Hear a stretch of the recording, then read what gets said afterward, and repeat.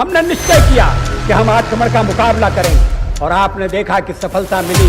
कारगिल की चोटियों पर हमारे जवानों ने अपने रक्त से जो इतिहास लिखा है, आने वाली पीढ़ियां उससे प्रेरणा लेती रहेंगी।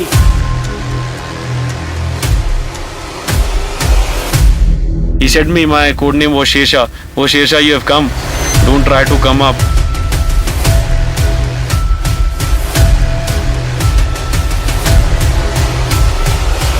If you don't surrender, you will be killed unmercifully.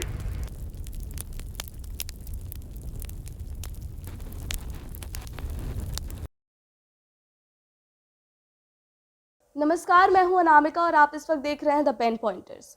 वीर गाथा सीरीज के इस तीसरे सीजन में आपका बहुत स्वागत है। अब इस सीरीज में हम क्या करते हैं, आपको मिलाते हैं कुछ शौर्य पराक्रमियों से जिनके बारे में जानना और सुनना आपके लिए बहुत ज़रूरी है। आज उसी सीरीज में हमारे साथ जुड़े हैं कर्नल गिरीश मेधिरता। सर नमस्कार। नमस्कार। कैसे हैं आप? वेरी गुड अनामिका, बहुत अच्छे। सर आर्मी एक ऐसा बैकग्राउंड है जो कहा जाए पैट्रियोटिज्म तो बहुत होता है सबके दिल में, पर जब माओ के ऊपर आती है ना, so they are somewhere scared कि वो दूर चला जाएगा हमारा बच्चा। How did you tell your family कि you want to there? Anamika, मेरे साथ ये प्रॉब्लम नहीं थी। Okay. और क्यों नहीं थी ये प्रॉब्लम? इसका मुख्य कारण ये था कि मेरे फादर भी आर्मी में थे। हम 3 भाई हैं जो आर्मी में हैं, थे रैदर, एंड मैं सबसे छोटा हूँ।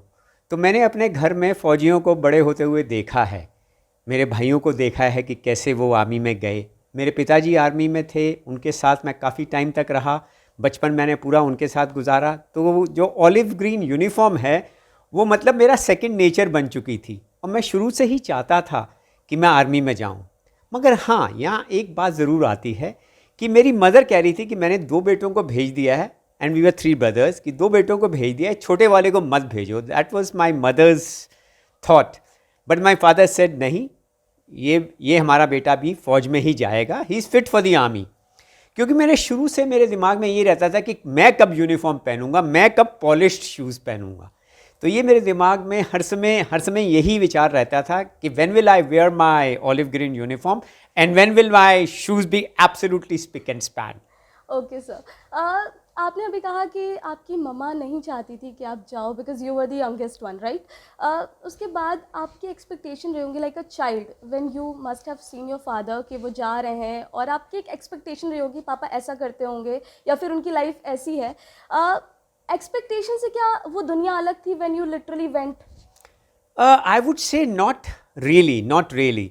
यस, थोड़ी बहुत फ़र्क ज़रूर थी।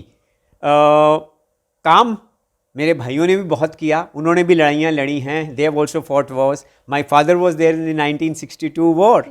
सो आई थिंक दैट मेरी एक्सपेक्टेशंस मैच कर रही थी उनकी सोच विचार से, and I was never at wits end कि क्या मिलेगा मेरे को। I was not surprised what I found. But yes, at times army भी ना इवॉल्व करती रहती है। Over a period of time the army has also evolved. What the army was in 62, what the army was in 65, what the army was in 71, that army was very different from the army what I saw when I got commissioned 1977. So फ़र्क था, मगर ये कह देना कि ज़मीन आसमान का फ़र्क था, नहीं। डिसिप्लिन वैसा ही था, आपके रोज़मर्रा की ज़िंदगी ऑलमोस्ट वैसे ही थी। मगर हाँ, मेरे फादर जो थे वो आर्मी सर्विस कोर में थे, जो कि एक लॉजिस्टिक आर्म है। वेरएज़ मैं फाइटिंग आर्म में गया, मैं आर्टिलरी में गया। मेरे ब्रदर एक और हैं जो आर्टिलरी में थे, एयर डिफेंस आर्टिलरी में थे। एक मेरे ब्रदर हैं जो डॉक्टर हैं फ़ौज में, he was a doctor in the army. So I have seen both sides of the coin. एक लॉजिस्टिक आर्म को भी देखा है, मेडिकल लाइन को भी देखा है, and then I have seen the fighting arms. So I don't think there was much of difference, but थोड़े बहुत डिफरेंसेस तो होते ही हैं एज द पीरियड पासेस। ठीक है, वो तो डिफरेंसेस सच में ही होते हैं। सर एक और चीज़ है कि आप अपने फादर से, देयर वर योर ब्रदर्स, आप उनसे तो इंस्पायर्ड हुए, क्या बाहर के लोग ऐसे हैं जिन्हें आप इंस्पिरेशन मानते हैं या फिर बहुत इंस्पायर किया हो? देखिए ऐसा है, हमारी फैमिली में ना जैसे कहते हैं ना, पेट्रियोटिज़म बहुत ज़्यादा भरा हुआ था। तो हमारे घर में जब भी कोई बात होती थी ना, क्योंकि मेरे फादर ने आर्मी ज्वाइन की थी 1942 में, and he went for the second world war also. He was in Egypt, and freedom struggle में वो इंडिया में ही थे. After the second world war he came back to India. तो हमारे घर में जब बातें होती थी ना, वो फ्रीडम फाइटर्स की होती थी. मतलब मेरे को अभी तक अगर आप मेरे को बोलेंगी कि चंद्रशेखर आज़ाद कैसे लगते थे, तो मैं आप मेरे सामने उनका चेहरा आ जाता है. भगत सिंह का चेहरा मेरे आंखों के सामने आ जाता है. I can relate with them. So ये कह देना कि I was inspired by them, yes, it may be true that I was inspired by them, but I was more inspired by my elder brother who got commissioned in 1963. वो 63 में officer बन गए थे जब मैं सिर्फ 8 साल का था. So he was an officer then, and 65 की वॉर उन्होंने मेरे सामने लड़ी है. मुझे अभी तक याद है कि 65 की वॉर में हम लोग बरेली में, मेरे फादर बरेली में पोस्टेड थे एंड मेरे ब्रदर छुट्टी आए हुए थे, and he was a second lieutenant. उस ज़माने में सेकेंड लेफ्टिनेंट रैंक भी होता था. सो वो छुट्टी आए हुए थे, एंड छुट्टी में उनके पेट में दर्द हो गई and he was admitted in hospital. और लड़ाई छिड़ गई उनके यूनिट से. उस समय system of communication was telegrams. तो टेलीग्राम आई कि आप इमीडिएटली वापस रीजॉइन करो. उनकी जो यूनिट थी सियालकोट सेक्टर में जा रही थी. उस यूनिट का नंबर था 38 मीडियम रेजिमेंट. तो जब उनको टेलीग्राम आया तो my brother was still in the hospital. तो उनको बोला गया यार तुम नहीं जा सकते, तुम तो बीमार हो. So my father's first reaction was कि बेटे अगर तू जरा भी ठीक है तो तूने जाना है. You have to go, it is nothing. अगर तू कह रहा है मैं बीमार हूं, मगर अगर जरा भी ठीक है तो तू जाएगा लड़ाई में. तेरे देश तेरे को बुला रहा है. So that was the type of motivation I have grown up with. कि अगर मेरा भाई जो बीमार था उसको मेरे फादर बोल रहे हैं जाने के लिए. So I mean we were all made to understand that patriotism is in our blood. There was no second thought for any other profession, like आप अगर ना होते इस फील्ड में तो क्या कोई ऐसा प्रोफेशन है जिसमें आप इंटरेस्टेड थे? मैं थोड़ा सोच रहा था कि एक मेरा भाई डॉक्टर बन के गया तो मैं भी क्यों ना डॉक्टर बन जाऊं. मेरे भाई एक डॉक्टर बन के गया था तो मैंने कहा चलो मैं भी एक बारी ट्राई करता हूं. But my trial was also for arm forces medical college, AFMC Pune.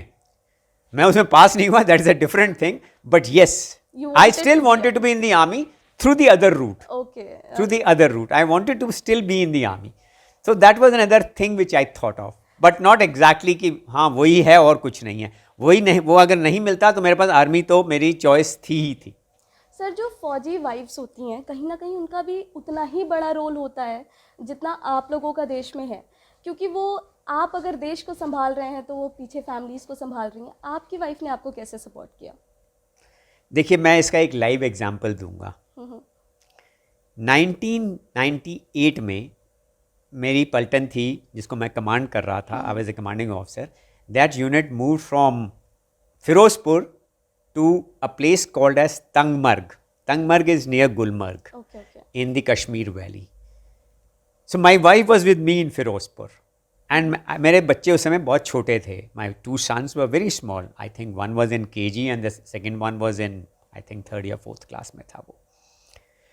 So it was a challenge for my wife. It was a big challenge for my wife कि मैं फिरोजपुर में क्या अकेली रहूँगी और should I move to my in laws place और to her parents place. But she decided कि I will live in an army environment. मैं नहीं जाऊंगी कहीं पर, मैं आर्मी एनवायरनमेंट में ही रहूंगी. I will continue to stay in Firozpur. और मेरी इससे पहली वाली यूनिट थी वो जम्मू में चली गई थी. तो आई एडवाइज्ड हर, मैंने कहा you will be closer home there. Closer home का मतलब है मेरे पास होगी तू जम्मू चली जा. तो she decided to go to Jammu. But I can tell you with a lot of conviction that she handled this posting of mine with lot of एलेक्रिटी.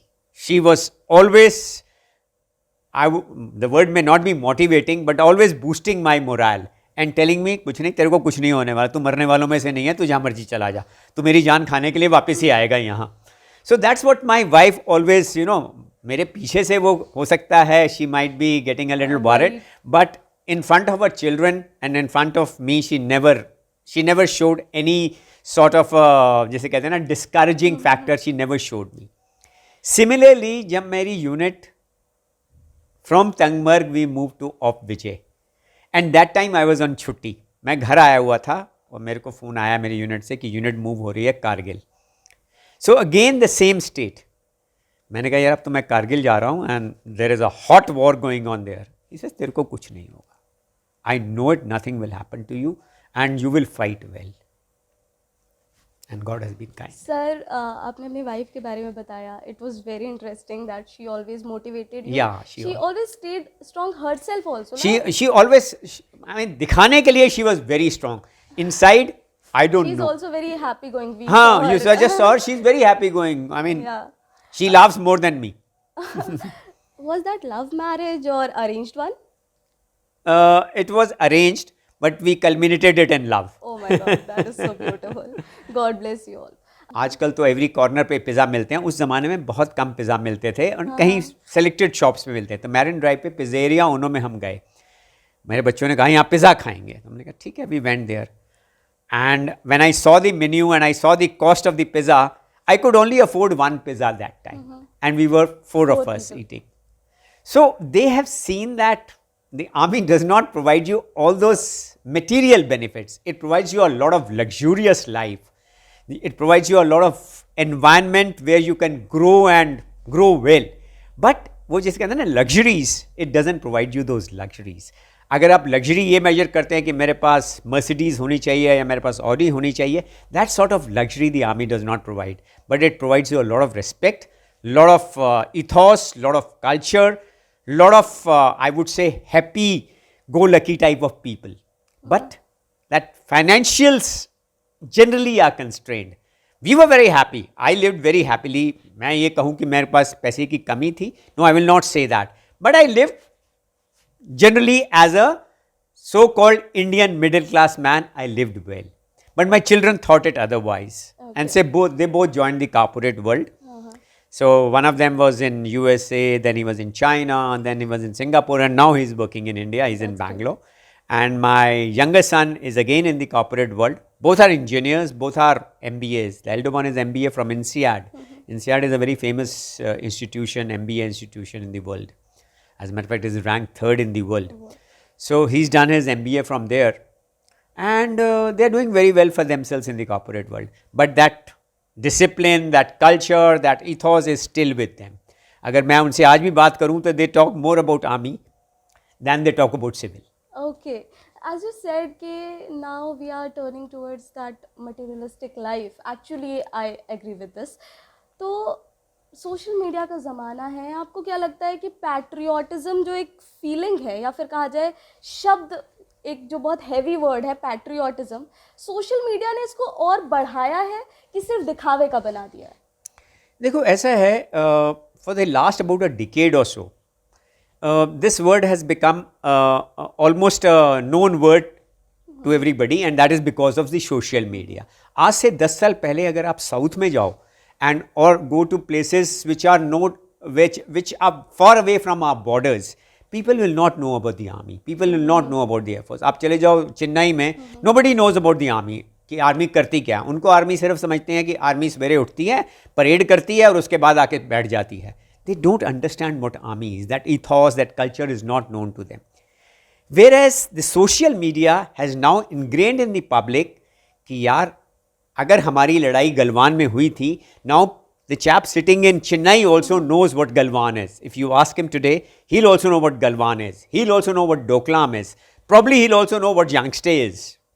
But जब तक social media नहीं था, yes, it was less. And I would say the government also has a role to play in this. अभी हमारे जो prime minister हैं वो patriotism की, नेशनलिज्म की बहुत बात करते हैं. He talks a lot about it. He makes it a point to go, even if it's for photo operations, to go to the borders, celebrate Diwali with the army people. He does that. So, social media उसको propagate बहुत अच्छा करता है. Even if Modi ji is doing puja in Kedarnath temple, that is also known to the world. Yes. So, yes, patriotism has now been instilled. And I would say, army is not only the reason, the armed forces is not only the reason. आप cricket match देख लीजिए, उसमें जब आपका national anthem play हो रहा होता है, so people get goosebumps all over the place, people get goosebumps. And जब इंडिया जीतता है and specially against a country like Pakistan, so that patriotism अपने आप से आनी शुरू हो जाती है. I would say social media is a positive factor as far as development of patriotism is concerned. I would not say that it is a negative factor, it is a positive factor. If I talk about Kashmir, you worked there, you fought Kargil. वहाँ पर बहुत ही negative impact कहीं ना कहीं दिखाया जा रहा है आर्मी के लिए. What's your say on that? Okay, क्योंकि मैंने औपरक्षक में काम किया है, आई वॉज देयर इन औपरक्षक, so I know the ground situation quite well. Maybe I know the situation what existed at that time, and not much has changed since then, except that the militancy has reduced to a considerable level after abrogation of Article 370 and 335A. देखिए, अगर मैं 3 लफ्ज़ों में बोलूँ, वहाँ जो लड़ाई हो रही है वो हो रही है ज़र, ज़ोरू और ज़मीन. ज़र, ज़ोरू और ज़मीन. ज़र इज़ मनी, ज़ोरू is ladies and women, and Zameen is the land. So, because of the radicalization which was perpetuated by Pakistan, इन तीनों चीज़ों को फोरफ्रंट में रखा गया ताकि ज़र पैसा कहाँ से आएगा? Once you throw out the Hindus from there. Okay. And उनकी लैंड के ऊपर आप कब्जा कर लोगे, उनके लैंड के ऊपर कर लोगे, आप उनकी औरतों के ऊपर कर लोगे, आप उनके पैसे के ऊपर कर लोगे. So as a result of which Hindus, the Pandits, Kashmiri Pandits were very rich. बहुत पैसा था उनके पास में. बट बिकॉज ऑफ रेडिकलाइजेशन एक डिवाइड क्रिएट कर दिया गया पाकिस्तान इंडियन सो कॉल्ड कश्मीरियत के अंदर. द वर्ड इज कश्मीरियत. कश्मीरियत के अंदर एक डिवाइड क्रिएट किया गया कि हिंदूज अलग हैं और मुस्लिम्स अलग हैं, which coexisted very well for almost centuries. They existed very well. But ये रेडिकलाइजेशन एंड पाकिस्तान का जो माइंड सेट था कि to defeat India by 1,000 cuts. वो कहते हैं हमारे को कन्वेंशनल वॉर में तो हरा नहीं सकते, चाहे वो 71 की वॉर थी, चाहे 65 की वॉर थी. They were beaten back badly, and obviously after that the 99 war they were beaten back badly. But उन्होंने कहा हम इनको कन्वेंशनल वॉर में तो हरा नहीं सकते हैं. Nuclear weapons is a big taboo till now. We are not permitted to use, and if we use, we'll be finished from this face of the earth. They also knew अगर तुम एक nuclear bomb छोड़ोगे तो हम 10 छोड़ेंगे, because हमारी policy तो no first use है. अगर आप इस्तेमाल करोगे तो हम भी इस्तेमाल करेंगे और हम एक के बदले में 10 मारेंगे फिर. So they could not use nuclear weapons. So the only option left to them was radicalize their youth and make their youth fight a war in India. And this war was called as the war of 1,000 cuts, कि 1000 cut दो India को, रोज 2 बंदे मार दो, रोज 4 बंदे मार दो, internal disharmony फैला दो. And that's what they did in Kashmir. Internal disharmony फैला दी. आप कहते हैं कि पॉलिटिशियंस ने इसको शय दी. Yes, politicians for their vote banks did give share. वो कहते हैं मुझे हिंदू के वोट नहीं चाहिए बिकॉज हिंदू माइनॉरिटी में थे, मुझे तो मेजॉरिटी वोट चाहिए, सारे मुस्लिम अगर मुझे वोट करेंगे. People like the Abdullahs of yesterday and people like the muftis of yesterday, they played vote bank politics and they ensured that they got their votes and ruled that state. Unfortunately, it was, I think, the biggest I would say fiasco was created when we permitted POK to be a separate part in 1948. We should not have allowed that to happen. But we took the issue to the UN at that time. The government of that time thought about it. They went to the UN. We should not have gone at that time. That was a big blunder. We brought in Article 370 by bringing in a special status. We should not have brought in at that time. We should have mainstreamed Kashmir. Instead of mainstreaming, हमने कहा कश्मीर तो कश्मीरियों के लिए ही है, बाहर वाला जाके कोई सेटल नहीं हो सकता. Make it available for every Indian. This problem would not have occurred. And if we had taken back POK at that time, the problem would not have occurred. But unfortunately, the decisions of that time, I don't want to go into the history ki why such a thing has happened, but such things happened. And that's the state today, that we are still fighting a proxy war there. अब कम हो गया है मगर हो तो रहा है ना. Things are happening. Every day we are losing people. Yeah.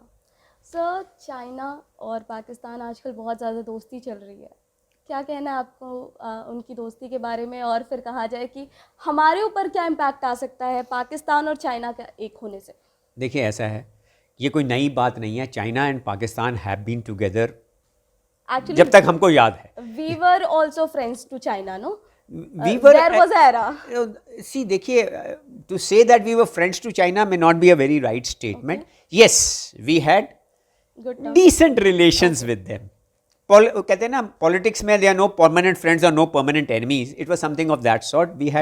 He was neither a friend of ours. We have fought a war with China in 1962.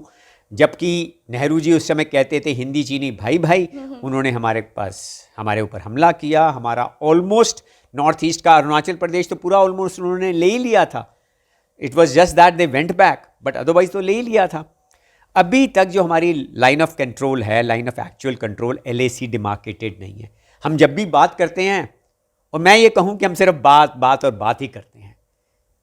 ये हमारी प्रॉब्लम है कि हम सिर्फ बातचीत में बिलीव करते हैं. जैसे चाइना हमारे को रोज़ नीडल कर रहा है, आज से 2 साल पहले उसने शुरू किया ईस्टर्न लद्दाख, और आज भी काफ़ी एरिया उसके पास है जो उस समय उसने ले लिया. चाहे वो पेंगोंग त्सो का एरिया था, चाहे वो डेमचौक का एरिया था, चाहे वो गलवान वाला एरिया था. उसने काफ़ी एरिया के ऊपर अपना हक जमा के रखा हुआ है. वो LAC को मानता ही नहीं है. अक्साई चिन हमने उसको दे दिया क्योंकि one of our politician said not a blade of grass grows there. आपने सुना होगा, हमारे एक नेता ने बोला था वहाँ तो ब्लेड ऑफ ग्रास नहीं ग्रो होता. सो वॉट एवर चाइना ले गया अक्साई चिन को, बट नॉट रियलाइजिंग कि अक्साई चिन लेने से जो आप बात कर रही थी, nexus of Pakistan and China can exist there. अगर आज सियाचिन में हम सिर्फ पाकिस्तान के साथ लड़ रहे हैं, तो कल हो सकता है कि ऐसा सिचुएशन आ जाए कि हम पाकिस्तान और चाइना दोनों के साथ वहाँ लड़ रहे होंगे. ऐसा हो सकता है वहाँ, क्योंकि कुछ ऐसे एरियाज़ हैं जो पाकिस्तान ने चाइना को दे दिए हैं. शम्सगाम वैली एंड ऑल ये उन्होंने चाइना को दे दिए हैं, जिसकी वजह से उनमें तालमेल और उनके अंदर जो लड़ाई लड़ने की क्षमता है उनकी बढ़ गई है. सो चाइना की जो पॉलिसी है वो बेसिकली है एक्सपेंशनिस्ट, और किसी तरीके से हमको तंग करता रहे. उसने लद्दाख में किया है, उसने यांगस्टे में किया है. हमें ये सोचना है वो ऐसा कर क्यों रहा है, क्या चाहता क्या है वो अभी तक. वैसे फॉर योर इन्फॉर्मेशन, यांगस्टे जो था ये हमने कैप्चर किया था. 1987 में एक इंसिडेंट हुआ था अरुणाचल में जिसका बहुत फेमस नाम है समदरुंग चू. समदरुंग चू जब हुआ 1986 में, तो 87 में we went to Yangste and we captured Yangste ridge line. Okay, and Yangste ridge line जब हमने कैप्चर कर ली, तो चाइना अभी तक उसको डाइजेस्ट नहीं कर पाया है कि ये हमने कैप्चर कर लिया, जबकि वो LAC के ऊपर है. ये रिज लाइन उनकी तरफ नहीं है, हमारी तरफ ही है. मगर 62 में उसने उसको ले लिया था, तो हमने वापस ले लिया उससे वो. So he saying that we went into his territory and took it. No, it was ours. We took it back after 62. So that is the point we need to understand. So मैं ये कहना चाहूँगा कि China को believe नहीं किया जा सकता है. चाइना की जो पॉलिसीज़ हैं उसकी बड़ी क्लियर कट पॉलिसीज़ हैं. उसको चाहिए world domination, and India is a gateway to that world domination. जब वो इंडिया को सब्जुगेट कर लेगा या इंडिया को सबड्यू कर लेगा, तो ऑब्वियसली वी मस्ट अंडरस्टैंड कि वो वर्ल्ड अफेयर्स में अपना डंका बजाना शुरू कर देगा. देखो, इंडिया जैसी बड़ी कंट्री को मैंने सब्जुगेट कर लिया है. Whereas India is now not an India of 1962. The army is well prepared. आपको मानना पड़ेगा, यांगस्टे में the height is 17,000 feet and we are sitting there. नहीं तो सर्दियों में हम नीचे आ जाते हैं. हम नीचे नहीं आए, हम बैठे हुए थे. And that is the reason that we could खदेड़ो देम नाउ. हमने उनको खदेड़ दिया जब वो 300 बंदे लेके आए. मगर पॉलिसीज में चेंज होने की जरूरत है. हम क्यों डंडों से लड़ रहे हैं, हम क्यों मुक्कों से लड़ रहे हैं? अगर वो हमारे को आंख दिखा रहा है तो हम क्यों नहीं बंदूक उठा के दिखा रहे उसको? तो that policy changes are required. Somebody has to give a very deep thought कि we are not a constabulary. Constabulary का मतलब होता है हम कोई पुलिस फोर्स नहीं है जो डंडों से लड़ाई लड़ेंगे. We are an army, and army has got weapons to fight. And there are no seconds in the war. कोई सेकंड नहीं होता वॉर के अंदर. It is either the winner or the loser. So ये कह देना कि यार कोई बात नहीं, हम सेकंड आ गए, सेकंड नहीं आता है लड़ाई में. It is either a winner or a loser. So please try and understand that. We have to show eye to China. अब चाइना LAC के ऊपर इतने विलेजेस के ऊपर अपने मकान बना रहा है. उसने लॉन्च पैड बनाया जो कि विलेज बिल्कुल यांगस्टे के पास है. वहाँ 200 घर बनाए हैं. जब 300 आदमी आए हैं तो कहीं रहे होंगे ना रात को, तो अगले दिन आए होंगे, 2 दिन बाद आए होंगे, कहीं रहे होंगे, हमें पता ही नहीं लगा. तो इसका मतलब है जैसे वो तैयारी कर रहा है इंफ्रास्ट्रक्चर की, हमें भी तैयारी करनी चाहिए, अपना इंफ्रास्ट्रक्चर डेवलप करना चाहिए। पिछले 10 सालों में काफ़ी काम हुआ है, मैं ये नहीं कहता कि काम नहीं हुआ है, 10 सालों में काफ़ी काम हुआ है, मगर उससे पहले जो काम होना चाहिए था वो नहीं हुआ। तो हम चाइना से आज की डेट में मैं ये बोलूँगा 2 या 3 डिकेड पीछे हैं, 2 या 3 डिकेड पीछे हैं, करीबन 20 से 30 साल पीछे हैं। और हमें अपने आप को अब जागरूक रखना पड़ेगा कि हमारे पास ऐसा कोई मौका ना आए कि चाइना हमें उससे मुंह की खानी पड़े। ये इम्पोर्टेंट है हमारे लिए। सर हमने कभी इनिशिएट नहीं किया किसी भी वॉर को, इस चीज़ पे बहुत प्राउड भी हैं कहीं ना कहीं इंडियंस। आपको क्या लगता है इस बात पे प्राउड करना चाहिए फिर, या ये देखना चाहिए कि वर्ल्ड में क्या मैसेज जा रहा है इंडिया को लेकर? ओके, हाँ, वेरी गुड क्वेश्चन। आपका सवाल बहुत उत्तम है और मैं इसका अपने पिछले वाले जवाब में ही जवाब देने वाला था, but now that you have asked me I will clarify that. There are 2 words you need to understand. One is proactive and the second is reactive. We are generally reactive. उड़ी हुआ हम बालाकोट चले गए, पुलवामा हुआ हमने वो एयर स्ट्राइक्स कर दी। सियाचिन में भी, फॉर योर इंफॉर्मेशन, सियाचिन में पाकिस्तान ने अपने ट्रुप्स भेजने शुरू कर दिए थे, अपने कंट्री से एक्सपीडिशन भेजनी शुरू कर दी थी बिलाफोंडला की तरफ। तब हम जागे, मैंने कहा ये क्यों भेज रहा है बिलाफोंडला में अपनी तरफ से, जबकि बिलाफोंडला हमारा एरिया है। तब हमने प्रीएम्प्ट किया, पहली बार हमने उसको प्रीएम्प्ट किया और हमने 13 अप्रैल 1984 को जाके बिलाफोंडला रिज लाइन को ऑक्युपाई कर लिया। तब पाकिस्तान जागे, ये क्या हुआ, ये तो रिएक्ट करते थे, आज तो ये पहले आ गए। सिमिलरली इन कारगिल, वो अंदर आ गया 20 किलोमीटर और हम बैठे हुए, फिर हमें कोई रिएक्शन करना पड़ा। India needs to change its mindset from a proactive mindset to from a reactive mindset to a proactive mindset. We have to be proactive. अगर वो गांव बसा रहा है तो हमें गांव बसाने चाहिए, अगर वो सड़कें बना रहा है तो हमको उससे पहले सड़कें बनानी चाहिए थी। अभी हम 1800 किलोमीटर का एक LAC के साथ साथ में रोड बना रहे हैं in Arunachal Pradesh. But why now, why not earlier? Why our strategic thinkers did not think about it earlier? We need to think on those lines. We have to change our mindset from being reactive to a proactive mindset. And that's the most important thing for us to do. Sir you fought Kargil और आप operation रक्षक और विजय में भी रहे, थोड़ा उसके बारे में बताइए। ओके, रक्षक में मैं गया था 1998 में। मैं क्रोनोलॉजिकली जाऊंगा तो कारगिल इसके बाद होता था, I will tell Kargil later. 1998 में मैं रक्षक में चला गया था, अपनी मेरी पलटन को लेके। मैं कमांडिंग ऑफिसर था। 1998 में हम चले गए थे place called as Tangmarg. Tangmarg के पास एक छोटा सा गांव है जिसका नाम है जीरन। तो मेरा बटालियन का जो हेडक्वार्टर्स था वो जीरन में था, और मेरी जो कंपनीज बोलते हैं, कंपनी बॉर्डर आउटपोस्ट बोलते हैं हम उनको, कंपनी आउटपोस्ट्स, वो मेरी एक जगह थी जिसका नाम था सागरी भटपुरा, वहाँ पर थी। और दूसरी कंपनी आउटपोस्ट एक जगह थी जिसका नाम था निहालपुरा। ये आपस में इनका डिस्टेंस 15 से 20 किलोमीटर था। मेरे पास 48 गांव थे जिनकी सिक्योरिटी मेरी जिम्मेवारी थी। तकरीबन 60 किलोमीटर का एरिया मेरी जिम्मेवारी के इलाके में आता था। सबसे इंटरेस्टिंग बात मैं बताना चाहूँगा, वहाँ पर एक गांव था जिसका नाम था बेवा। अब बेवा ही एक अकेला गांव था उन 48 गाँवों में से जो कि हिंदू विलेज था। उसमें सारे हिंदू थे और मेरे को अपने हेडक्वार्टर से मैंडेट था, यार यहाँ से एक भी हिंदू जम्मू नहीं जाना चाहिए, तूने ये देखना है। वो तभी जाएंगे अगर हिंदू वहाँ से तभी निकलेंगे जब उनके ऊपर कोई थ्रेट आएगा, कोई टेररिस्ट वायलेंस होगा उनके ऊपर, नहीं तो वो नहीं जाएंगे। उनका यार खेत है, उनकी ज़मीनें हैं, उनके ऑर्चर्ड्स हैं, उनका पूरा रोज़मर्रा की ज़िंदगी वहाँ चल रही है, क्यों छोड़ के कोई जाएगा अपने घर को। एक तो मेरा सक्सेसफुल ये था कि बेवा से कोई खाली नहीं हुआ। दूसरा, मेरे पास इंफॉर्मेशंस आती रहती थी। हमारी अपनी इंटेलिजेंस की टीम थी, छोटी सी टुकड़ी थी 8 से 10 जवानों की, जो दिन रात, आई वुड से 5-6 जवान दिन में, 5-6 जवान रात में, हर एक गांव के अंदर मूव करते रहते थे इंफॉर्मेशन लेने के लिए, खबर लेने के लिए, भाई कोई आया तो नहीं। क्योंकि मिलिटेंट जो है ना, सर्वाइव नहीं कर सकता जब तक उसको लोकल सपोर्ट ना हो।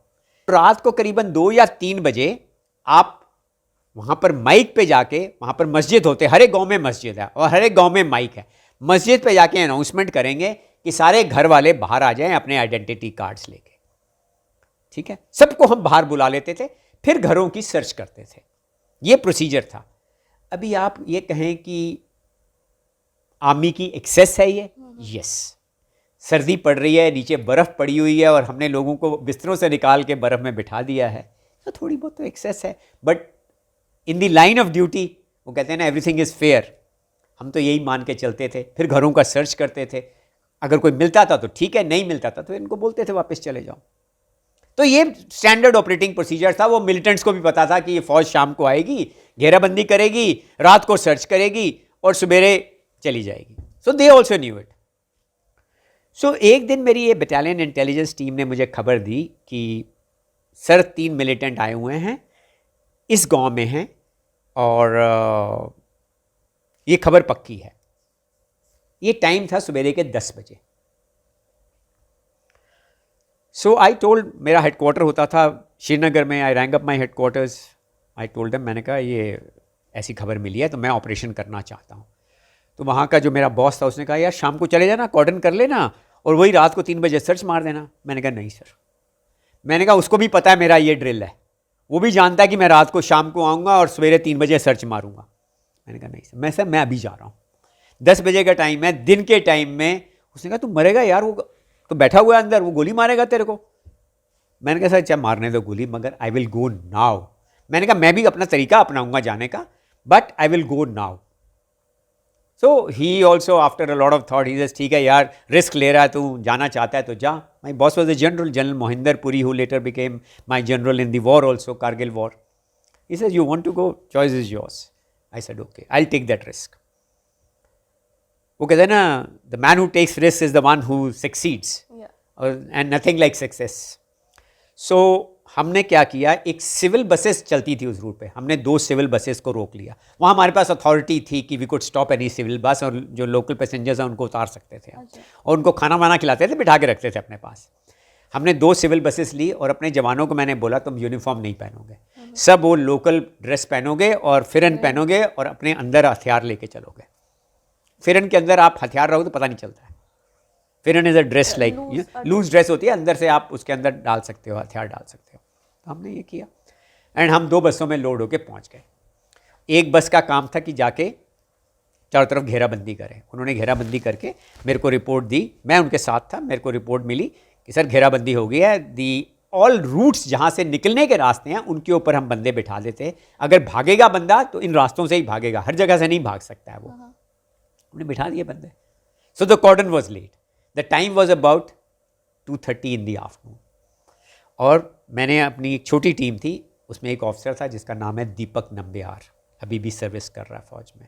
उस टाइम में वो कैप्टन था। उसको और 4 आदमियों को बोला, मैंने कहा आओ यार। और मुझे कुछ खबर मिली थी कि इस पर्टिकुलर घर में हैं वो लोग मिलिटेंट्स। तो मैंने उसको बोला, मैंने कहा यार तू स्टार्ट सर्च इस घर से कर। कई बार इन्फॉर्मेशन होती है जो सच नहीं होती है, कई बार होती है सच भी निकल आती है। तो मैंने कहा तो इसी घर से शुरू कर दे। तो जब हम उस घर में पहुंचे तो नीचे एक औरत, कश्मीरी औरत, खाना बना रही थी। शी स्टार्टेड अब्यूजिंग अस, उन लोगों को उसने गालियां देनी शुरू कर दी। ये फौज के कुत्ते फिर आ गए, वैसे तो ये रात को आते थे, आज ये दिन में ही आ गए हैं। जोर जोर से बोलना शुरू हो गए, बर्तन बजाने शुरू हो गई। तो मेरे इस अफसर का माथा ठनका, ये साली इतनी जोर से क्यों चिल्ला रही है। Just to tell other. उसके ऊपर वाले छत में, ऊपर वाले कमरे में, वहाँ सब डबल स्टोरी हाउस हैं, वो मिलिटेंट छुपे हुए थे। तो ये दीपक नंबियार अपनी पार्टी को लेकर ऊपर चढ़ा। दे क्लाइम्ड अप एंड एक दरवाज़ा इनको बंद मिला। इन्होंने दरवाजे को धक्का दिया। जैसे ही धक्का दिया वहाँ एक रजाइयों का ना ढेर पड़ा हुआ था। It was a stack of quilts which was lying there and उसके पीछे वो सारे तीनों छुपे हुए थे। तो जैसे ही अंदर घुसा उन्होंने फायर शुरू कर दिया एंड मेरे इस ऑफिसर के हाथ पे यहाँ पर पूरी गोलियाँ लगी। And this is important for you to note because this will come in later. उसको गोलियाँ लगी and he was injured. He immediately मेरे से रेडियो सेट पे बात कर रहा था। He say sir I am injured but the contact has been made. जब कॉन्टैक्ट हो जाता है फिर तो दुश्मन बच नहीं सकता। कॉन्टैक्ट नहीं होता है तो दुश्मन बच सकता। अब तो कॉन्टैक्ट हो गया ना, हमने कॉर्डन लगा रखा है, भाग तू सकता नहीं है। अब हम कॉर्डन को क्लोज कर लेंगे बिल्कुल नज़दीक, उस घर को तो हम बिल्कुल उड़ा के रख देंगे। फिर हमने कहा कॉन्टैक्ट हैज़ बीन मेड। मैंने कहा Deepak how are you? He sir मैं मरूंगा नहीं। And these are exact words. Sir मैं मरूंगा नहीं। मैंने कहा फिर ठीक है। I rang up my headquarters in Srinagar. मैंने कहा please send a helicopter and the helicopter came. And within half an hour, this officer was in base hospital at Srinagar. And हमने उस घर की घेराबंदी कर ली, पूरे घर की हमने घेराबंदी कर ली. जो बाहर खड़े हुए थे लोगों को अंदर बुला लिया, भाई अब तो पता लग गया यहाँ बैठे हैं, और कुछ ज़्यादा होंगे तो फिर बाद में देखेंगे, अभी 3 को तो पकड़ लिया ना हमने. And we attack that house, we killed all 3 of them. But ये लड़ाई पूरे 12 घंटे चली, रात भर चलती रही.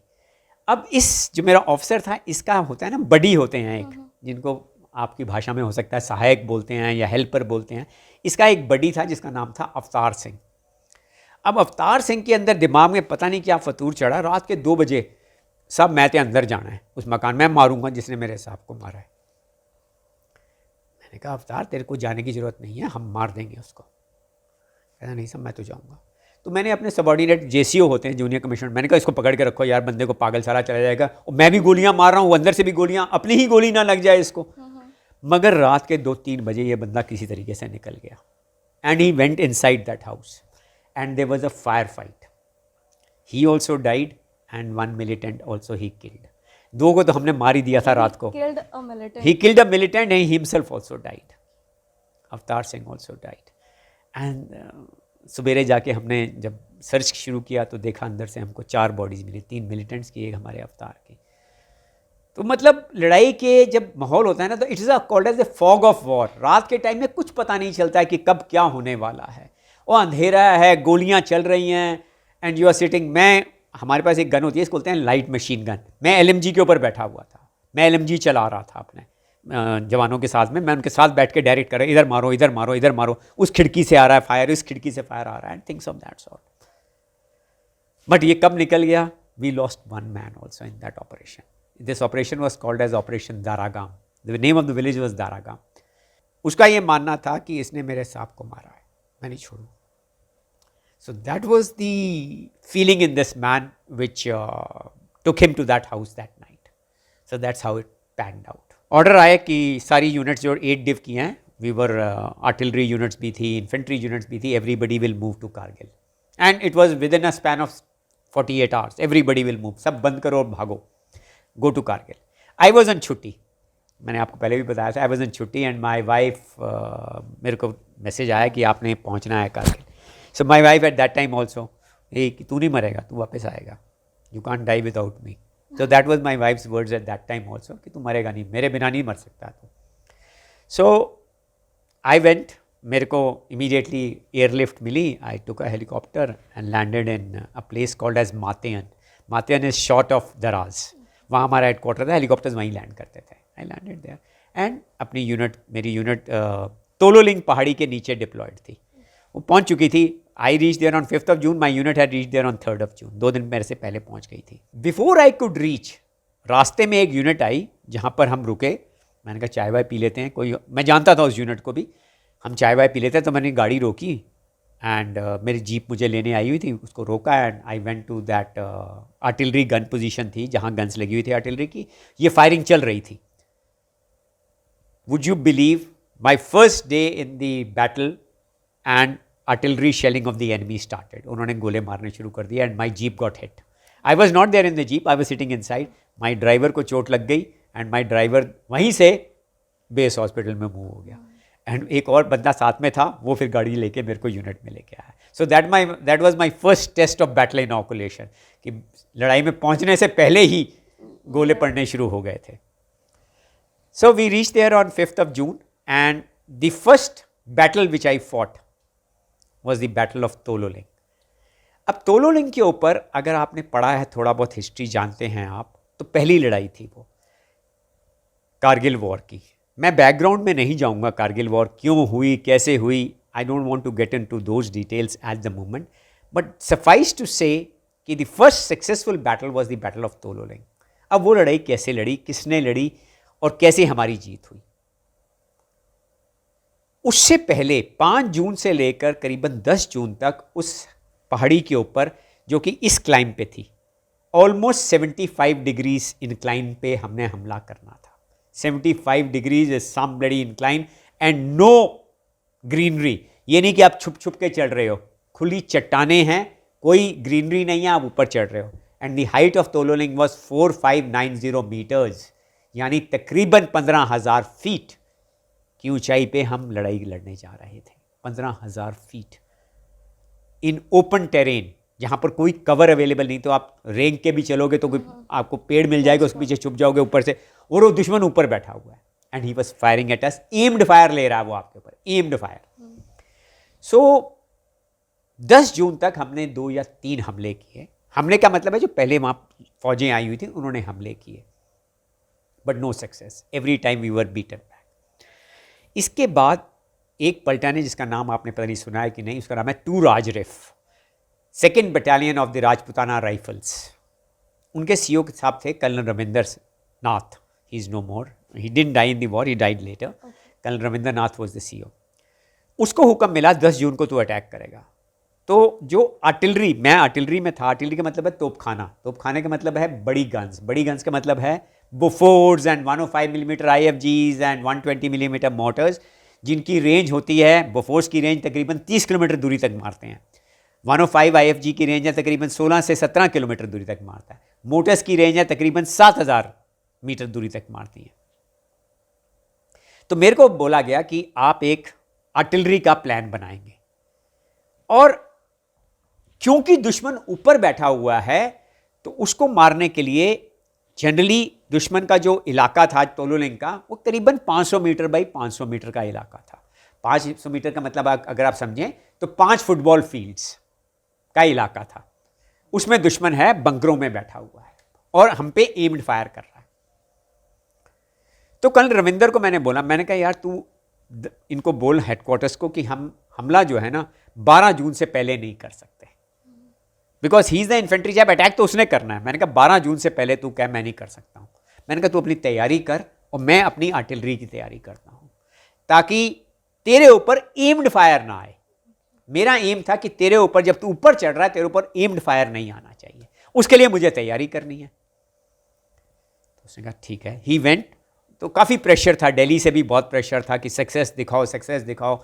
आई mean there always hotlines working, prime minister and everybody was in panic कि क्या हो रहा है वहाँ पर। एवरीबडी वाज इन पैनिक कि इतने रिवर्सेस हो चुके थे तब तक, और सौरभ कालिया जा चुका था, कई ऑफिसर्स और मर चुके थे, क्या हो रहा है। ये तोलोलिंग के अटैक में कर्नल विश्वनाथन की डेथ हो चुकी थी, जवान कई ख़त्म हो चुके थे। तो काफ़ी प्रेशर था दिल्ली से कि जल्दी करो, जल्दी करो। मगर हमने कहा स्टैंड लो यार, अगर जल्दी करने से we'll lose more men, we'll lose more lives, so it's better to wait for 1 or 2 more days and prepare and go in an attack in which we suffer minimum casualties. ठीक है, permission मिल गई हमको कि 12 जून को attack करेंगे। So as an artillery man मैंने पूरा plan बनाया, and would you believe 500 metre by 500 metre का टारगेट है, जो हमारी स्टैंडर्ड ऑपरेटिंग प्रोसीजर है, उसके ऊपर तकरीबन हमारे को 18 से 20 गन मारनी चाहिए थी, 18 से 20 गन के गोले जाने चाहिए। तो जो मेरा बॉस था, इमीडिएट बॉस था, उसका नाम था जनरल लखविंदर। उसने मुझे कहा मेहदी यार ये 15-20 गन से कुछ नहीं होने वाला, ये साले फिर हम पे मारेंगे, we will fire 100 guns, 100 guns we will fire. मैंने कहा ठीक है सर। एंड 100 गन्स थी हमारे पास, we had number of regiments, एक रेजिमेंट के अंदर 18 गन्स होती हैं, so we had almost about 5 to 6 regiments which were there. हम कहता सारों को तू प्लान कर, plan all these guns will fire on Tololing. मैंने कहा सर 500 मीटर बाई 500 मीटर का है, इतनी गन्स, कहता मार सबको। मैंने कहा ठीक है, and I was also very happy with it, I was also very happy with it. तो हमने बनाया अपना plan and we got ready the plan of 100 guns. So on from 10th to 12th June हमने इतने गोले मारे उस target के ऊपर, मगर वो क्योंकि बंकर में था, इतना वो ये कह देना कि हमारे सारे गोले इफेक्टिव थे, नहीं। क्योंकि क्या होता है माउंटेन्स के अंदर जब तुम फायर कर रहे हो तो आपका गोला ऐसे ही जाता है।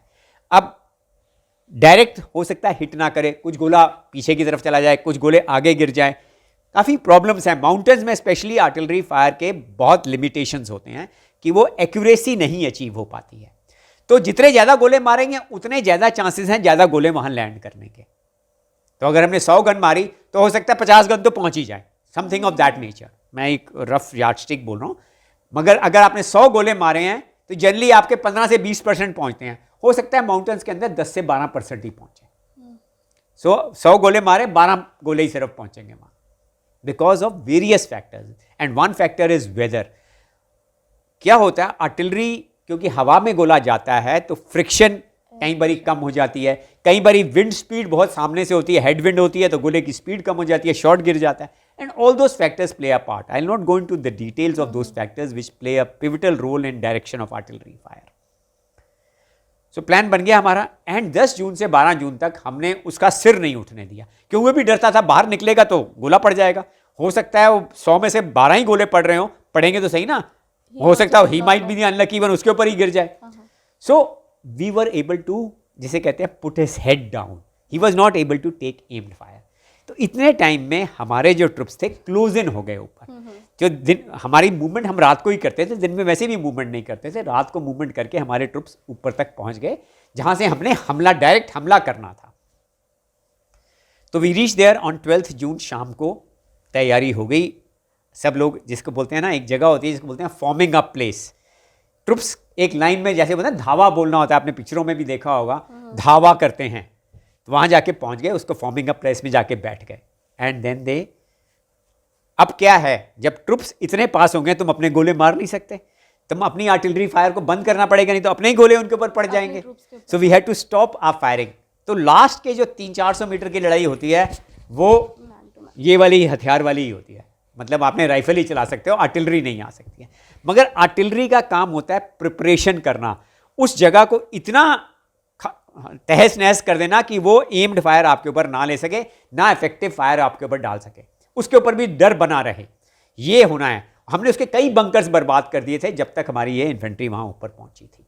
इतना ज़्यादा गोला मारा था, क्योंकि मुझे याद है जब मैं ऊपर गया था अगले दिन देखने के लिए, सारी काला था वो, इट वाज एब्सोल्युटली ब्लैक, ज़मीन काली हो गई थी बिल्कुल, इतने गोले वहाँ पड़े थे।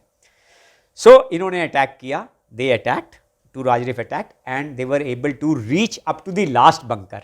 इस लास्ट बंकर का नाम था बर्बाद बंकर। उस बर्बाद बंकर के अंदर उसके 5 या 6 जवान थे जो लगातार MMG से फायर कर रहे थे। तो इनके जो CO साहब थे रविंद्र नाथ, उन्होंने मुझे बोला, Mehdi I am not able to advance. मैंने कहा सर अब मैं आर्टिलरी फायर करूंगा तो आप तो 100 मीटर की दूरी पे बैठे हैं, एक गोले की जो क्षमता होती है तकरीबन 100-200 मीटर के एरिया को बर्बाद कर देता है। मैंने कहा आपके ऊपर गोले क्या इफेक्ट आएगा।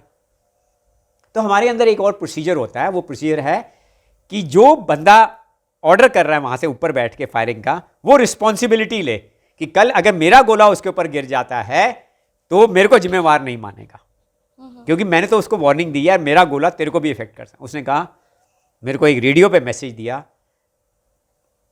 Colonel Ravindra Nath responsible. मैंने कहा ठीक है, हमने रिकॉर्ड किया colonel Ravindra Nath responsible, and we fired. फिर भी बर्बाद बंकर डिस्ट्रॉय नहीं हुआ, फिर भी उसकी फायरिंग आती रही, गोले नहीं पड़े। अब डायरेक्ट हिट, छोटा सा टारगेट है, बर्बाद बंकर का साइज होगा 10 फीट बाई 10 फीट। अब ऐसा गोला तो बना नहीं है कि बिल्कुल उसके ऊपर जाके गिर जाए, मगर एक तरीका था हमारे पास उस डायरेक्ट फायर करके उसको मारना, मतलब जैसे एम्ड राइफल का फायर होता है ऐसे एम्ड आर्टिलरी का फायर भी होता है। तो वो बंकर हमको नीचे से भी नजर आ रहा था जहां मेरी गन्स थी। तो मैंने उसे कहा रविंद्र नाथ को, मैंने कहा Ravindra I will fire a direct firing weapon now. मैंने कहा 100 मीटर और पीछे हो जा, go back a little bit and I will fire my direct firing weapon. And सवेरे करीबन I think it was 6:35 in the morning, I fired 2 rounds and they hit that bunker. Okay. And without any casualties to my men. So proud. And we captured that, and the tricolor was unfurled. So proud moment. So that was the battle of Tololing. आप वहाँ पर ना एक वो पड़ा हुआ है, memento उठाइए, Anamika, you must read this. Loudly? नहीं, you read this and then in case you want it loudly, you can read this loudly also. 1-1.5 महीने हमें क्यों सक्सेस नहीं मिला? क्योंकि आर्टिलरी नहीं थी। आर्टिलरी नीचे से जब गई और उसके बाद जब उन्होंने फायरिंग शुरू की, then the success started coming and there was no looking back thereafter. It was artillery which played a stellar role. वो कहते हैं the firepower of artillery left enemy with only 2 options: vanish or be vanquished. and vanquished he was. That is what the effect of artillery firepower was. इतने गोले मारे हमने, इतने गोले मारे, मतलब अगर तोलोलिंग की लड़ाई की बात की जाए तो 7,000 राउंड्स मारे थे हमने तोलोलिंग के ऊपर, 7,000 राउंड्स, और एक गोले का वजन होता है 35 किलो, एक मण का गोला होता है एक, तो आप देख लो जब गिरेगा तो क्या कर देगा वो, तहस नहस कर देगा। Destroy 100 और जो ये आईईडी एक्सप्लोजिव ब्लास्ट किया था जिसमें हमारे 20 कैजुअल्टी हो गई थी पुलवामा में, उसका वेट था 15 किलो, और आर्टिलरी एक गोले का वजन होता है 35 किलो। तो आप अंदाज़ा लगाइए कि आर्टिलरी क्या कर सकती है लड़ाई में। उसके बाद उस लड़ाई, कारगिल युद्ध के बाद ही लोगों को समझ में आया कि अगर आर्टिलरी अपना रोल नहीं अदा करेगी ठीक से तो कोई वॉर नहीं जीती जा सकती है। The war can only be won in case the fire power is so accurate and so good that it leaves enemy with no options but to be bloody destroyed. In every battle I would say the artillery and of course infantry ने तो उसने तो जाके लड़ना ही लड़ना है। Artillery का बहुत बड़ा रोल था, मैंने इसे बहुत बड़ा रोल था। अगर आर्टिलरी ना होती तो we wouldn't have won the Kargil war. We would have been very stranded down below only. क्योंकि आप पहाड़ी पे जब चढ़ रहे हैं, वो आपको एम्ड फायर मार रहा है, तो कितना चढ़ लेंगे आप, कैसे चढ़ लेंगे आप, जब तक उसका सिर नीचे नहीं रखेंगे। उसका सिर नीचे रखने के लिए इन्फेंट्री के हथियार से नहीं सिर रखा जाता नीचे, हथियार जो उसके ऊपर कारगर होगा वो है आर्टिलरी फायर, जो दूर से फायर करती है और ऊपर जाके गोला गिरता है उसके। और एक बारी उसके दिमाग में डर बैठ जाए ना, और हमने जो उनकी रेडियो कम्युनिकेशन सुनी थी, वो कहता है उसकी रेडियो कम्युनिकेशन, पाकिस्तान की रेडियो कम्युनिकेशन में कहा, उसने कहा जी खुदा ने कहर ढा दिया है, ये उसकी रेडियो कम्युनिकेशन में आता था, खुदा ने कहर ढा दिया है, and that was the state of artillery fire.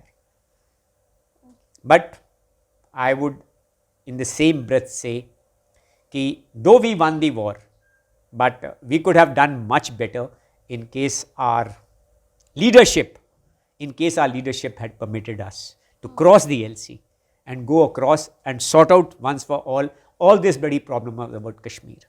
हमारे को LC क्रॉस करने नहीं दिया, उनको बोला जी खदेड़ के उनको बाहर भेज दो। अरे यार भेज रहे हैं, भाग रहे हैं, उनके पीछे हमें भी तो जाने दो अब आगे, so that we can go and very capture part of Pakistan occupied Kashmir.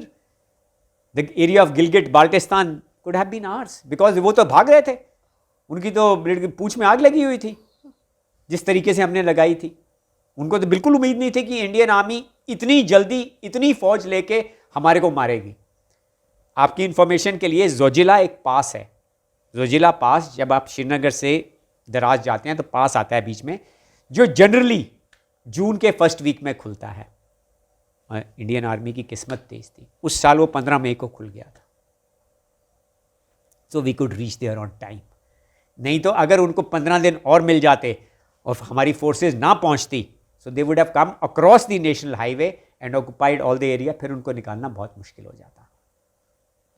एक चीज़ मैं और बोलना चाहूँगा, पाकिस्तान ने ये किया क्यों? Why did he come to Kargil? क्यों आया वो कारगिल में? कभी सोचा आपने why did he come to Kargil? उसके मेन दो मुख्य कारण थे। पहला कारण था कि कश्मीर वैली के अंदर मिलिटेंसी को हमने काफ़ी बंद कर दिया था। जितने भी उसके अंदर आने के रास्ते थे पाकिस्तानी टेररिस्ट के, उस सब रास्तों पे हमारी जो गश्त थी बहुत अच्छी हो गई थी। हमारी वायर फेंसिंग जो लग गई थी, इलेक्ट्रिकल वायर फेंस जो लग गई थी, वो बहुत इफेक्टिव हो गई थी। तो उन्होंने कहा जी अंदर आने का तो रास्ता ही नहीं बचा है, तो उन्होंने कहा ये रास्ता अपनाते हैं। एक जगह है जिसका नाम है काबुल गली, जो कश्मीर वैली को लिंक करती है लद्दाख के साथ में। काबुल गली से इस साइड में मशको वैली, दराज, कारगिल, ये इलाके हैं जहाँ से मैं अंदर घुस सकता हूँ। तो उसने नए एवेन्यू ढूंढने शुरू किए ताकि जो हमारी फोर्सेस कश्मीर में लगी हैं उनकी अटेंशन इधर डाइवर्ट हो। वो काबिल भी हुआ क्योंकि हमने वहाँ से कश्मीर से काफ़ी फोर्सेस निकाली यहाँ पर लाने के लिए। पहला कारण ये था। दूसरा वीकनेस थी हमारी कि हमने उनको अंदर आने दिया। 20 किलोमीटर तक अंदर आ जाए और हमें पता ना लगे, यार ऐसा कभी होता है। हमारी इंटेलिजेंस फेलियर था, इसमें कोई शक नहीं है, हमारा इंटेलिजेंस फेलियर था।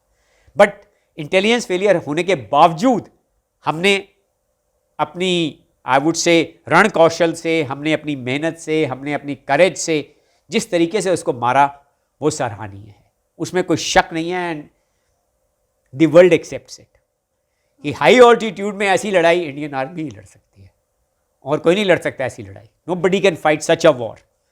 सेकेंड कारण, उसका जो मुख्य कारण था, हमने सियाचिन ले लिया था उससे। उसने कहा इसने हमसे सियाचिन ले लिया है, अब मैं इनसे कारगिल ले लूँगा. तो it was a Siachen in reverse कि he has taken Siachen from us, we will take Kargil from him. That was his second aim in this battle. Therefore he came inside. He wanted to show to the world कि Pakistan army is also the greatest, which we also know and you also know it is not the greatest. Sir अच्छा. आप लोगों के लिए emotionally manage करना भी कहीं ना कहीं बहुत मुश्किल नहीं था? आप अभी अपने फ्रेंड्स को लूज़ कर रहे हैं और आपको वॉर पे जाना है. Was that easy for See, you? it's not easy, but then when you are in the heat of the battle, now you forget everything else. You're looking at your next mission. कि मेरा अगला mission क्या है. That mission should succeed. You're always looking at कि यार अब तो यहाँ तो ये हो गया. This is the end of one battle. There is a second battle waiting for me. There is a third battle waiting for me. I have to win all of them. Till I win all of them, I cannot rest. It's like they say, na, miles to go before I sleep, miles to go before I sleep. It is something of that sort. One has to live with that. One has to. किसी भी सेना में ये officer जवान death ratio नहीं मिलेगा. हमारे officer जवान death ratio is the highest. मैंने पाकिस्तान आर्मी को क्यों बोला, जवान उसका बहुत स्ट्रांग है बट उसके ऑफिसर नहीं है. वो पीछे से बैठ के ऑर्डर दे रहा है. जवान ऑर्डर नहीं सुनता है. जवान कहता है ऑर्डर आप दे रहे हो सर मेरे साथ चलो, आप ना, आप मेरे को लीड करो ना. एंड आप मानेंगे नहीं, जब आप लीड कर रहे होंगे ना वो आपको पीछे कर देगा कि सर गोली मुझे लगनी चाहिए. दैट इज व्हाट इज जज्बा in the Indian army. We have the best jawans, I can tell you, the best jawans in the world. They can do anything for you, but आपने उसके अंदर कॉन्फिडेंस डालना है. भाई अगर तू 1 किलोमीटर रेस 5 मिनट में करता है तो मैं 4.5 मिनट में करूंगा. ये उसको बताना तुमने. Then only he will follow you. If he knows his leader is capable, he will follow you. अपनी कैपेबिलिटी आपको प्रूव करनी पड़ेगी उसको. And you can only prove it in case you are better than him. And you have to be better than him. Officer हो यार, तुमको तनख्वाह ज़्यादा मिलती है, तुमको ट्रेनिंग तुम्हारी हो रही है ना, कि उसकी भी ट्रेनिंग हो रही है, but you are better than him. You have to prove that you are better than him. Then only he will follow you. But unfortunately India में ना कहीं पर डाइकोटमी है चीज़ों में. अगर आपने एक जगह मेरे से पूछा था, कुछ आपके सवालों में है कि आत्मनिर्भर Bharat and things of that sort, आपने कुछ मेरे से पूछा था, सवाल आपके थे. मैं आपको ये कहना चाहूँगा कि आत्मनिर्भर हम बन रहे हैं. Not that we are not becoming aatmanirbhar, but why today, why not 30 years back, why being reactive today? क्योंकि पाकिस्तान और चाइना अपने बना रहे हैं तो हम अब बनाएं. क्यों नहीं पहले सोचा हमने? अभी भी हमारी प्रोग्रेस जो है स्लो है. आज की डेट में आत्मनिर्भरता की अगर बात करें तो 65% ऑलमोस्ट टफ जो हमारा है, इंडियन आर्मी जो यूज़ करती है या इंडियन फोर्स यूज़ करती है, 65% is Indian and 35% is imported. आने वाले टाइम में we want to reach a figure of 75-25. That's what we want to reach. So that 75% is Indian. 2019 से लेकर अभी तक 411 ऐसी आइटम्स हैं जो हम अब इंडिजिनियसली प्रोड्यूस कर रहे हैं. इससे पहले वो बाहर से आती थी. 411 items from 2019 to 2022 we have started making ourselves. ये हाल था किसी ज़माने में हमारी क्लोथिंग बाहर से आती थी, कपड़े हमारे बाहर से आते थे. 1984 में जब सियाचिन का हमने कैप्चर किया, सियाचिन के ऊपर गए, हमारे पास कपड़े नहीं थे वहाँ जाने के लिए. हमारे जो उस टाइम एक आर्मी कमांडर थे वो स्विट्ज़रलैंड गए कपड़े खरीदने के लिए. तो स्विट्ज़रलैंड जब गए तो उनको वहाँ पता लगा कि पाकिस्तान सारे खरीद के ले गया. तब उनका माथा ठनका, यार ये तो पाकिस्तान भी कुछ प्लान कर रहा है सियाचिन में. हमने फिर दूसरी कंट्रीज़ में गए, नॉर्वे गए, कहीं कहीं और गए, फिर वहाँ से खरीद के लाए. आज की डेट में सब इंडिया में बन रहा है. Everything is being made in India. We have the ability. हमारे पास इंटेलेक्चुअल कैपिटल की कोई कमी नहीं है. हमारी IITs, हमारे इंडियन साइंस इंस्टीट्यूट, ISC, ये सब आजकल ब्रेन्स हैं हमारे पास. हम एक्सपोर्ट कर रहे हैं ब्रेन्स यार. चाहे वो नडेला है, चाहे वो बड़ी और लोग हैं, दे आर माइक्रोसॉफ्ट में जो लोग बैठे हुए हैं, they are all Indians and they all IITians. If they can do something for the world, we can, I am sure, do for ourselves. और अभी हमने इंडस्ट्री खोल दिया. Defence industry has been open for private players. कोई time था private players को entry नहीं थे डिफेंस इंडस्ट्री में. अभी डिफेंस इंडस्ट्री में एंट्री मिल गई है. अभी बहुत कुछ इंडिया में बन रहा है, चाहे वो महिंद्रा बना रहा है, चाहे टाटा बना रहा है, चाहे भारत फोर्ज बना रहा है. These are the big names which are now entering the field of defense industry. आप कल देखेंगे, maybe in next about a decade or so, we will not be importing the way we are. हम export करेंगे. और अभी तक हम पिछले साल में हमने 1800 करोड़ रुपए का एक्सपोर्ट किया है Indian made goods. Pinaka missiles हैं हमारी जो हम एक्सपोर्ट कर रहे हैं टू कंट्रीज़ लाइक आर्मेनिया. अभी we are going to export to other countries also. हमारा टारगेट है 35,000 करोड़ रुपए का 2025 तक अपने आर्म्स को एक्सपोर्ट करने का. So that's what we are doing. कहीं ना कहीं ये सोचना है कि the Indian army, the Indian arm forces also need good youth capital. And वो यूथ कैपिटल तभी आएगा जब आप सब लोग, specially the younger generations, opt for this noble profession. Let me say, this is one of the noblest professions and it is since ages immemorial कि इस profession को बहुत मान्यता है. मगर पिछले करीबन 2 डिकेड्स में मैं बोलूँगा, क्योंकि कॉर्पोरेट वर्ल्ड ने इतना ज़्यादा हमको इन्फ्लुएंस कर दिया है कि हम फ़ौज की तरफ ज़्यादा ध्यान नहीं देते हैं. Indian army needs the younger generation. Indian army को आपकी ज़रूरत है. तो मेरा आज के यंगर जनरेशन से यही एक मैसेज है, please join the Indian army, whether you join it as soldiers, whether you join it as officers. I can tell you, you will have a wonderful and an adventurous life as far as your profession is concerned. And this is the best life one can ever ask for. Sir, आपसे बात करके बहुत अच्छा लगा और आपकी जितनी भी आपने बातें कही हमारे दिल में सारी बातें लग चुकी हैं. जय Hind. Jai Hind. Thank you very much, Anamika.